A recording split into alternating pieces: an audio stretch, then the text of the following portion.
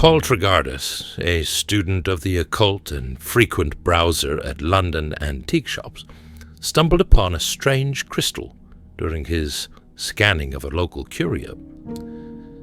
The milky stone was nearly the size of his fist, and its secondary colors seemed alternately to shift from light to dark.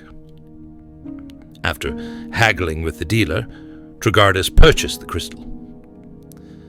Now, as he again studied it, a strange familiarity burned in him, as if he and the crystal had had a previous encounter. But how? According to the dealer, the stone had recently been unearthed in Greenland, and Trigardus certainly had never traveled to that cold northern island. When he returned home, Trigardus took out an old Hyperborean manuscript, the Book of Ubbo, that made reference to crystals. Leafing through, he finally found a brief passage telling of a cloudy crystal owned by one Zon Mazemelek, a wizard from the Muthulan region of Hyperborea. The wizard had used his crystal to see into the past and to pursue Ubbo Sathla, the being said to be the ultimate source of all life on Earth. Ultimately, the wizard had disappeared, and the crystal had vanished along with him. Once again, Trigardus stared into the crystal orb, and he now began to sense an odd detachment with the object. It was as though he suddenly was imbued with two different and separate existences, one being that still lived in his London apartment, and one that resided somewhere else.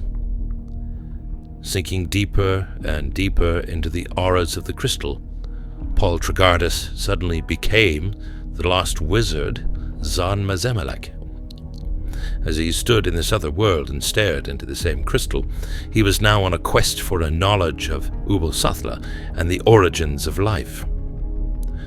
The clouds of the crystal revealed that Ubbo Sathla guarded 2 stone tablets inscribed with the wisdom of the ancient gods who had died before the world was made.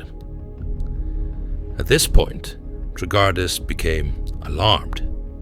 He felt he was being swallowed up by Zon Mazemelek's overpowering persona. Although he turned away from the spellbinding orb, he could not help but again feel and yield to its powers. From then on, each day he gazed dreamily into the crystal, grappling to unlock its secrets. And each day, his own person and the world about him became more tenuous and confused than before. Finally came the day when Trigardus could no longer turn away from the crystal at all. At last his being had been absorbed by Zon Mazemelek.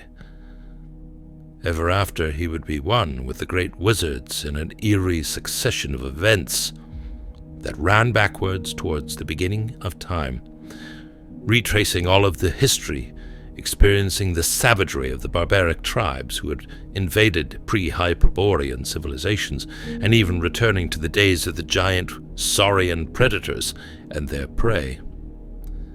As time returned from thence it came, Trigardus, now Zon Mazemelek, allowed the backward-running stream of time to carry him into oblivion, where he degenerated into a diffused and muddled being who blindly pursued the archetypes of earthly life.